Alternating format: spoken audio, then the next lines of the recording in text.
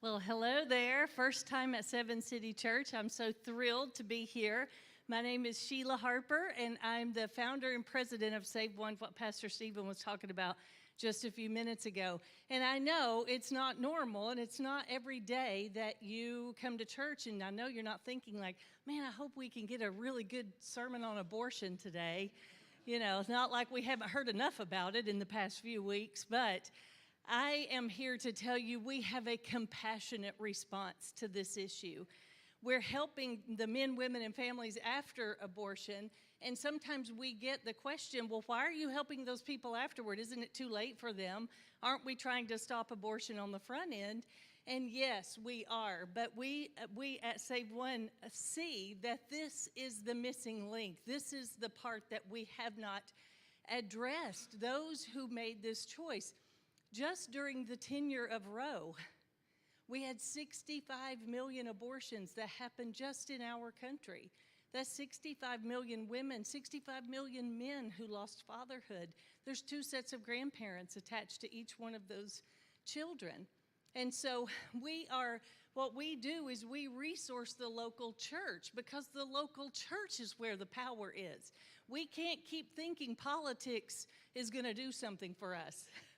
It's the local church. Now, we can't opt out of the political process, don't get me wrong, but the real power is right here in the local church. This is where you find community. This is where you find heart transformation, because as happy as we were that laws changed, we all know that laws can be changed back. So we're not looking just for behavior modification because a law was changed. We're looking for heart change. And what we do at Save One is we have Bible studies for men, women, and families.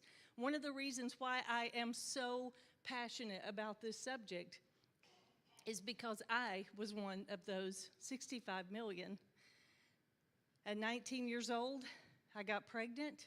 I was in college. I went to my best friend, told her. She said, oh, just have an abortion. It's no big deal. I had one when I was 15.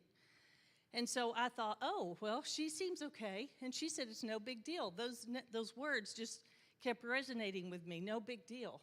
But it kind of felt like a big deal, but I couldn't really pinpoint why.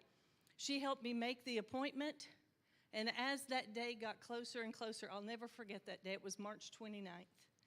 As that day got closer and closer, I kept thinking, this feels like a big deal. But I started thinking about the Supreme Court, and I thought, well, they wouldn't make a law that was bad for me, right? There must be more to the story. And all the politicians and celebrities are telling me this was my right as a woman. And so I went on March 29th. I checked in to that clinic. They told me you'll be called back for your counseling in a moment. And I was so happy because it was a horrible place to be. This clinic. No little girl ever dreams of one day you like want to grow up and have an abortion. It's never on your radar. You never think that's where you're going to end up. And so there I was, and I thought, oh, I'm going to get counseling. This is great. An adult is going to tell me something different I can do. And so I went into this counseling. This woman was just dead on the inside. And I recognize now when you're condoning death every day, you tend to draw those spirits to you. But I walked in and I sat down, I burst into tears. She said, do you want to have this abortion? I said, I don't know any other choice, through my sobs. And she took a little card, wrote a number 2 on it, and said, well, here's your number, go sit down out there. And I realized at that point I was nothing but $250 to these people. And they didn't care about counseling me. And so I went to this waiting room, and it was filled with girls that looked just like me, you know, flipping through magazines, talking to each other.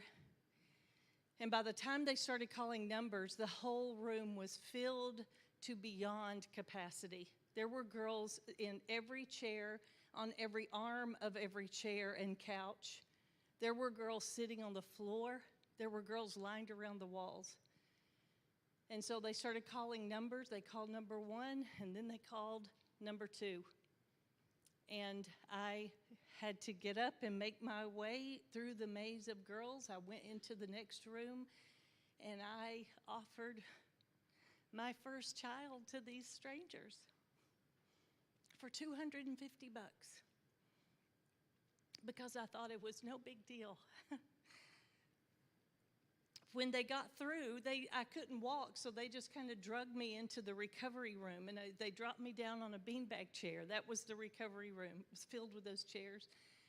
And I laid there, and as they kept bringing in girl after girl and dropping her on the next beanbag chair, I was looking at these girls now, and every single one of them looked completely different from that first waiting room. Because now every single one of us was crying. I couldn't understand why I was crying, but I couldn't stop. No one was catching eye contact. No one was talking to each other. All of us were crying. Some were balled up in the fetal position. It was a horrible room to be in. I would not wish that room on my worst enemy. But I remember laying there and thinking, we just got rid of our worst problem, but why are none of us happy? And that question just haunted me for years. I got out of there as quickly as I could. Within the year, I was reliant upon drugs and alcohol just to get through the day, so I wouldn't have flashbacks and I wouldn't have nightmares. Within 2 years, I had attempted suicide. I finally admitted to my friend, like, this is really bothering me, the one who told me it was no big deal. In a drunken stupor one night, I admitted to her, like, this is really bothering me. I'm having a hard time sleeping. I attempted suicide, and she said, yeah, I did too. She didn't tell me that part. We weren't friends after that day. So I spent the next 7 years just trying to fix myself. My normal coping skills weren't working. My problem solving didn't work on this problem. And I realize now why. Abortion cuts so much deeper and is so much more cruel than other sinful choices that we make. And the reason why is because when God created us as women, as men, as mothers, as fathers, when He created us, He placed within us a nature to nurture and protect our children. That's why, as a parent, we would take a bullet for our kid and not even think about it. That's our nature. That's who He created us to be. So because that's our nature, when we choose abortion, we go against everything that we were created to be. And so because He created us in that way, we do not have the mental, the spiritual, or the emotional capacity to deal with the aftermath of this choice because we were never created to make this choice. He never placed within us a nature to choose death for our children. And so when we do that, we bring on these God-sized consequences that we are not equipped to bear. And so our normal coping skills do not work. So you start dealing with it on this human level, and you're trying to deal with it, a problem that is only fixable through a divine intervention. And so that's what happened to me. After 7 years, Jack and I had met. By then, we had 2 children right away. I took my whole family on this emotional roller coaster I was on. I became this helicopter parent, just trying to stay one step ahead of God so He wouldn't take my family away from me to make me pay for what I did. It was like I had such a distorted view of who God is and His beautiful grace. But finally, after 7 years, I heard a simple commercial on the radio that said, if you're suffering after an abortion, we have a class for you. And it was like this profound moment because I thought there are others, because I didn't know anybody else suffered after an abortion. And so I went to this class. The people running it introduced me to a Jesus who forgives the sin of abortion. And I haven't been able to be quiet about Him since then, because I refuse to allow my brothers and sisters to believe the same lie that I believed, that somehow this was going to fix our problem. I can tell you there is always an alternative. Then someone has to die to fix a problem. There's always an alternative. So I went through this class. I was forgiven. I was set free. It was an incredible, it just felt like this deliverance that I had had. I started teaching their abortion recovery class before I knew it. In 2000, we started Save One. We've been running for a couple of decades now, 24 years. I thought it was just going to be a ministry for my church, but as we started seeing people come to us, there was a common theme among their stories, and it was my story too, that as a child we had suffered sexual trauma, childhood sexual abuse. My grandfather sexually abused me as a child. So putting those together, just as many men as women came to us for sexual trauma, or they had that in their past. And so when I started putting these together, I started reading about it and realizing other people were putting those two together because they go hand in hand. And so at Save One, we feel like if we can get you healed from sexual trauma, we will have far less abortions in the world, because abortion tends to be the aftermath of sexual trauma. And so we wrote 3 Bible studies for men, for women, and for families, but then I wrote a 4th Bible study called Finding You, Recovering Your Identity After Sexual Trauma. And it's beautiful how God had us write these books. It's not anything magical we've written in these books. It is literally just God's word on a silver platter focused on that wound like a laser beam. And his word is what heals us. It's not my words. It's not Jack's words. It's God's word. That's what heals us. And it's a beautiful process to see people be able to forgive their abuser, because you're not letting him or her off free. You're letting yourself off when you forgive. But seeing that forgiveness, seeing that realization, like I can walk free from this pain. And now, I know many of you are sitting here and some of you have chosen abortion, or maybe you paid for several abortions, or you begged her not to have the abortion, or maybe you're a grandparent who forced a child to have an abortion. That's a common story we hear. But you're thinking, I'm the only one in this room who has ever done anything like this. I can guarantee you are not. When you average out the statistics on just the abortions that were counted, it averages out to 1 out of every 3 women of childbearing age has had an abortion. That means 1 out of every 3 men have lost fatherhood. And we tend to think somehow, because we're not open, like totally open about these hard subjects. I heard you guys talk about them here, and I'm so grateful for that. But we're not totally open about it, so we tend to think like, they're not in here. Surely, all that's happening out there, we feel really sorry for them out there. But those statistics don't magically stop at the road. They are just as prevalent in the church as outside the church. And so what we do at Save One is we just want to see you whole, healthy, healed, so you can go and be the leader, the mother, the businessman, the businesswoman, whatever God has called you to be, that you will be able to do it at full strength. And what we see at Save One, and this is the part I love, it's Revelation 12:11 lived out, that says, we overcome him, talking about the enemy, by the blood of the Lamb and the word of our testimony. And so you can't really go tell that testimony until you have had that reckoning with Jesus, that God moment where you say, you know what, you have to fill me, you have to heal me and set me free. And so when you have that moment in a local church, it's like you become this walking billboard for God's grace and mercy and forgiveness and healing, and it's beautiful.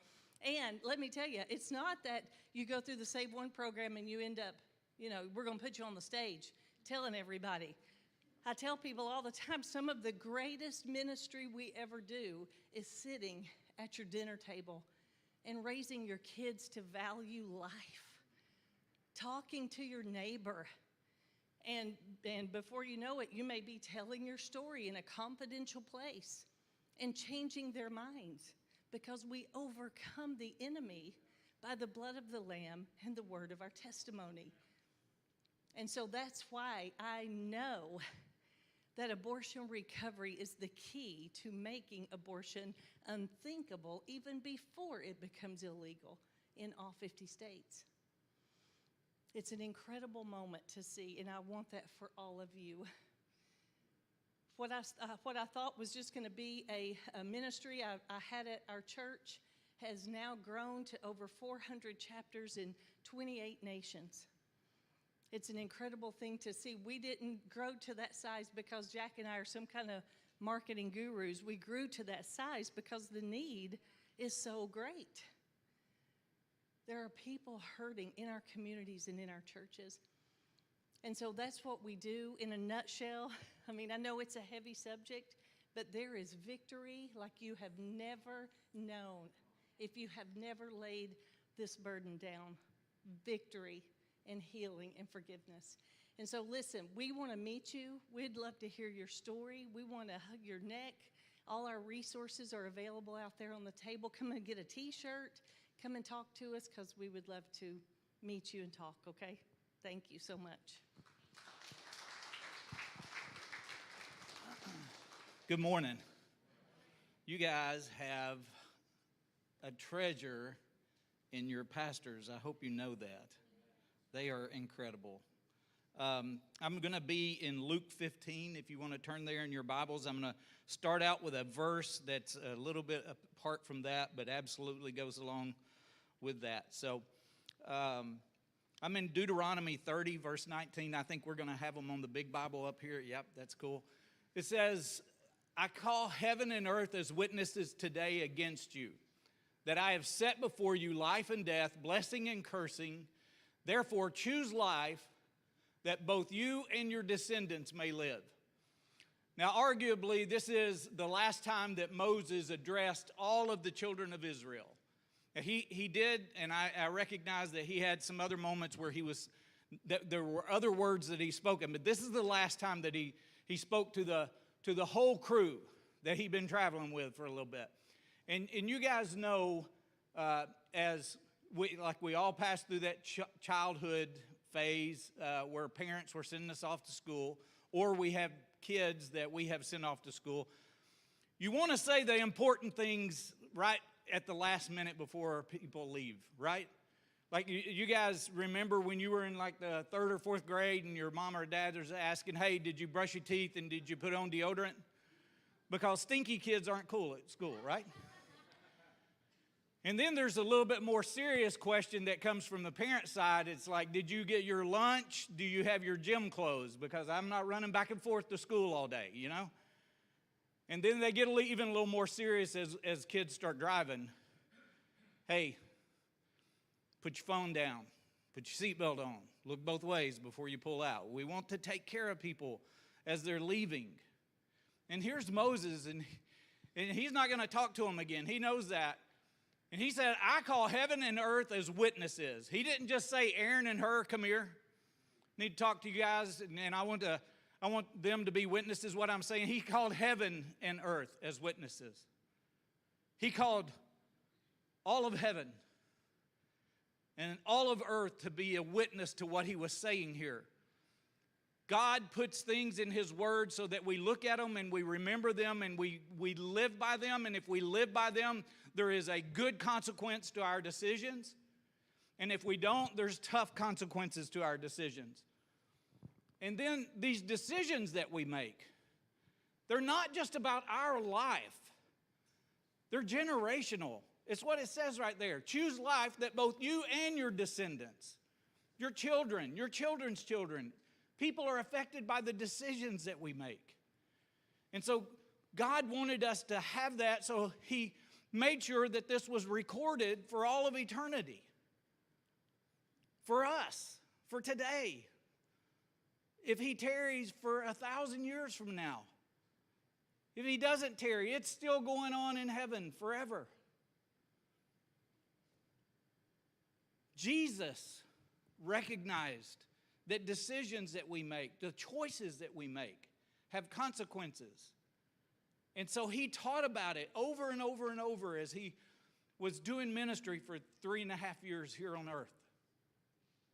Luke 15 is one of those places where he talked about choices. And I'm going to kind of walk you through this part of the Bible. It's what we call a parable. A parable is a story with a point. And the story with a point is for us to get it, right? You know, like to learn something from it. And this is Luke 15. It starts in verse 11. It says, "Then he said," this is Jesus, "a certain man had 2 sons. And the younger of them said to his father, 'Father, give me the portion of goods that falls to me.' So he divided to them his livelihood." The father did what the son asked. I call this the plea of the prodigal. We all have these plea moments, this plea where we want to do things the way we want to do them. And the problem with that is sometimes it doesn't go right in that same vein of wisdom. Sometimes it puts us in places that we don't need to be in.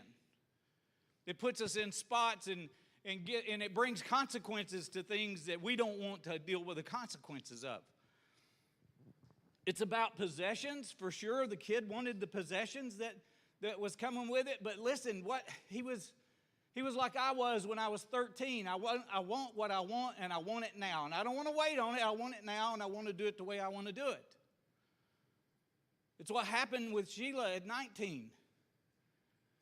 At 13, I was a big kid. I was 5'11".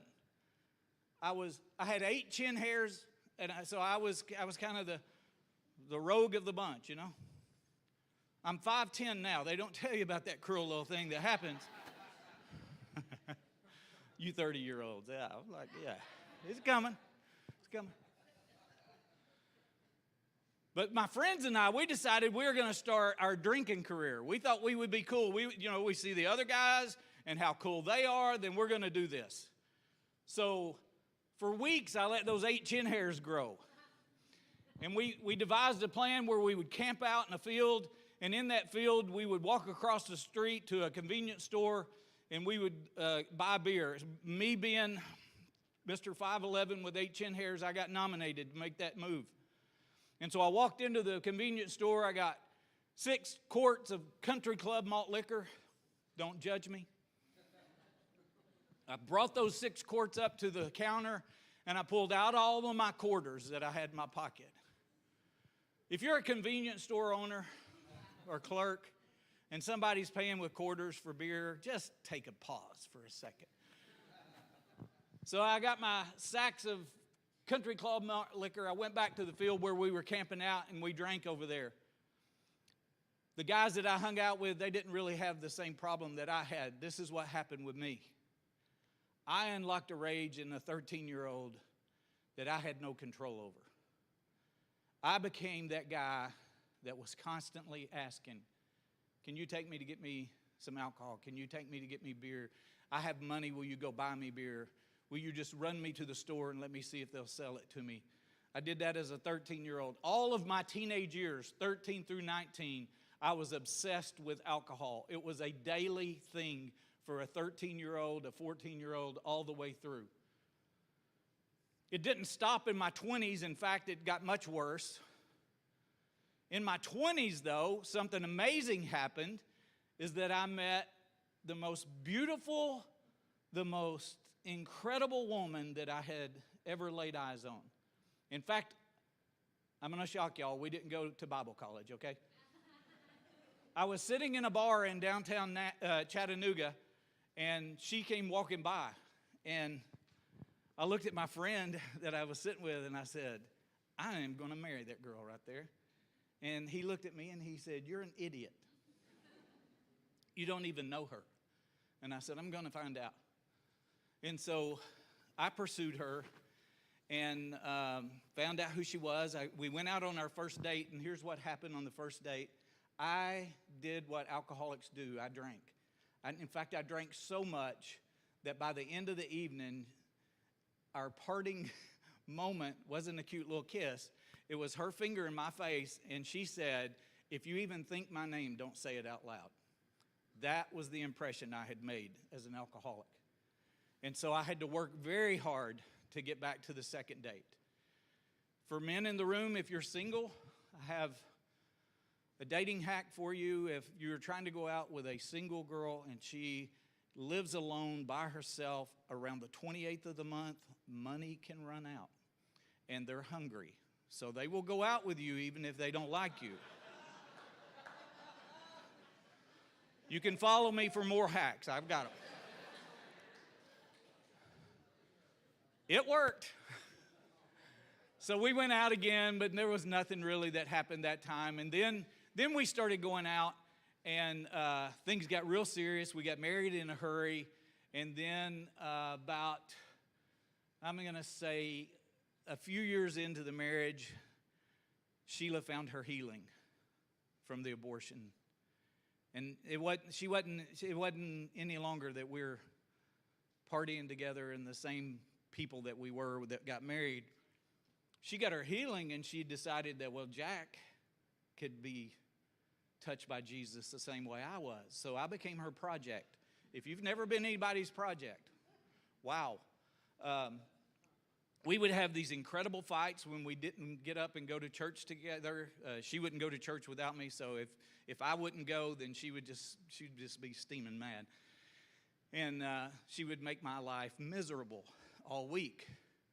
And so this went on for years, and when we got to September of 1998, one morning she came in. I tell this, like, I don't know if you guys know about this, but she just started upping her game a little bit. And so she started taking these online courses. It's how to make your husband's life hell on earth if he doesn't go to church with you. She was a valedictorian of her class. And September of 98, she comes in and she says, hey, we going to church? And I had drank all day the day before. I drank till I passed out. This was a pretty normal Saturday for the way I lived at the time. And I said yes, because I didn't want to argue. The sole reason that I didn't just stay home that day was because I did not want to argue. I just wanted peace in the house. And so we got to church, and third row, aisle back, left-hand side of the building, facing the stage right where you're sitting, man. The Lord started speaking to me, and he said, Jack, give me everything or I'm going to take everything from you. The everything wasn't the possessions. It was my wife and kids. Because of the way I was acting and treating and the way I was living my life in light of the gift that he had given me. And I said, yes, Lord, I don't know how to do this, but I want to do this. And he said, I'll take you by the hand and lead you home. Take me by the hand. He took me from this place of prodigal living away from the Lord, and he showed me how to come out of that. And one of the things that he did that day that I didn't even realize for a couple of days is he delivered me from alcohol. 23 years I had been a daily drunk. And that day was the last day, well, the day before was the last day that I'd had anything to drink. September 6, 1998 is an incredible day in our lives because God changed everything. It started with a choice that had consequences. And then it began again new with a choice that have had consequences. And all of them have been good consequences since then. I'm not saying life's perfect since then. I mean, you go through things still like everybody else, but salvation was the most wonderful thing that ever happened with us. So choices matter. Verse 13, and not many days after the younger son gathered all together, journeyed to a far country. There he wasted his possessions on prodigal living. Prodigal living is dissolute living. It's living without morals. It's living with bad morals. It's living in no respect of righteousness or holiness. That's what it is. And it's also like, I was this guy. I was celebrating publicly the drunkenness that I was stuck in. You celebrate publicly where you are with whatever the sin is. Sheila and I, we don't throw stones at anybody. I mean, we've been through the mess, and so everybody has their thing, you know. Everybody struggles with stuff, and whether that stuff is like a judgmental attitude or you just have some deep, dark secret that you have no idea how you ever get out of, God's the answer to all of it. He has the answer, and He is the answer. He's the answer to all of it. So this prodigal, he's out, he's gone, and he's blown all the money. He didn't put any of it in a 401k. There's no IRAs. There's nothing. He didn't listen to Dave Ramsey. He just went out and spent it all. But the proximity of the prodigal is not always where we think it is. Sheila had been trying to get me to go to church. I was in the church, but I was still prodigal living. There are people that are in the church that have prodigal consequences in their life, but they're still in the church. All the proximity of all the prodigals isn't out there. They're not all in Austin. They're not all in Dallas. They're not in Waxahachie. They're not in Houston. They're here. They're everywhere we go. Because we've made choices, and the choices sometimes weren't the best choices, and those choices have consequences. But when he had spent everything that he had, there arose a severe famine in the land, and he began to want. When you make bad choices, have you ever noticed that those bad choices just seem to multiply, or the consequences seem to multiply in the bad choices? Then he went and he joined himself to a citizen of that country. He went and found somebody that could help. And he sent him to the fields. This citizen sent the prodigal to the fields to feed the pigs. And he would have gladly filled his stomach with the pods that the swine ate, but nobody gave him anything. Can I tell you that when you encounter people that have consequences of prodigal living, or they're living in prodigal actions and still ongoing, you have something to give them. You have a smile. You have an encouraging word. You have a friendship. You sometimes just have the ministry of being present, but you can do something for somebody that's struggling. And when we come to church, listen, what an incredible place. The Bible says, don't forsake the gathering of my people. And then there's a comma there. You know what that's after that comma? So you may encourage one another. We need to be encouragers, not to let somebody sit and not say anything, even though we know that they look like they're struggling. We can do this. Bad choices, bad choices, bad choices. They have consequences. But when he came to himself, this is the revelation moment. He was okay, he got gone, and now he's back. When he came to himself, he said, how many of my father's hired servants have bread enough to spare, and I perish with hunger? Here I am over here struggling. So I'll arise and I'll go to my father, and I will say to him, Father, I have sinned against heaven and before you, and I am no longer worthy to be called your son. Make me like one of your hired servants. Any of y'all ever have those fake conversations before you go have the real conversation? Because that's what he's doing here. You know, he's like, yeah, I'm going to say this, and I'm going to say this. Sheila and I have them. Well, if she says this, you ought to say that back, you know. Fake conversations are okay, but real conversations have to happen. The real conversation has to happen. And this is where the pardon of the prodigal comes. And he arose and he came to his father, but when he was still a great way off, his father saw him. And what did he have? He had compassion. This is what we need to do for every one of the people that we encounter. God wants us to be compassionate people. And he ran and he fell on his neck. That means that he gave him a hug that just wouldn't let go. He wouldn't let go. It's the hug that gets so long that it never really gets awkward. Y'all get those hugs that are awkward sometimes, you know, and you're like, boy, if they just let go right now. You start trying to get an elbow in there. This one never gets awkward because it's so full of love and the reuniting of two people that never should have been apart. And then the son, he goes into his fake conversation in a real way. Father, I have sinned against heaven and in your sight, and I am no longer worthy to be called your son. We really negotiate poorly when we're in trouble. He's wanting to be just like a hired servant, and here he is, a child of the king. He's wanting to be a hired servant, and here he is. The man that's in charge of everything has ran out to him and hugged him and kissed him. And the father said to his servants, bring out the best robe. Put the good robe on him. He looks rough. And put a ring on his hand. Say that he is a part of this family.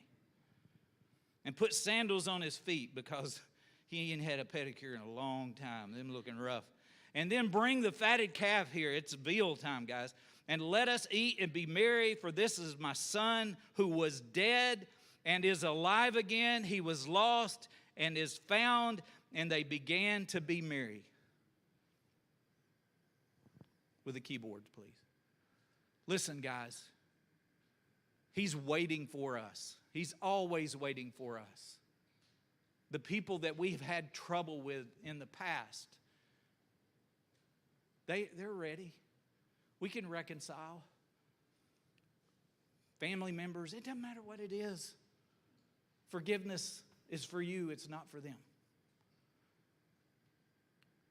The way we run away with the choices that we make, and we think that we're the only one or that we can't get back from this. You can. And today is the day. So I'm going to ask you.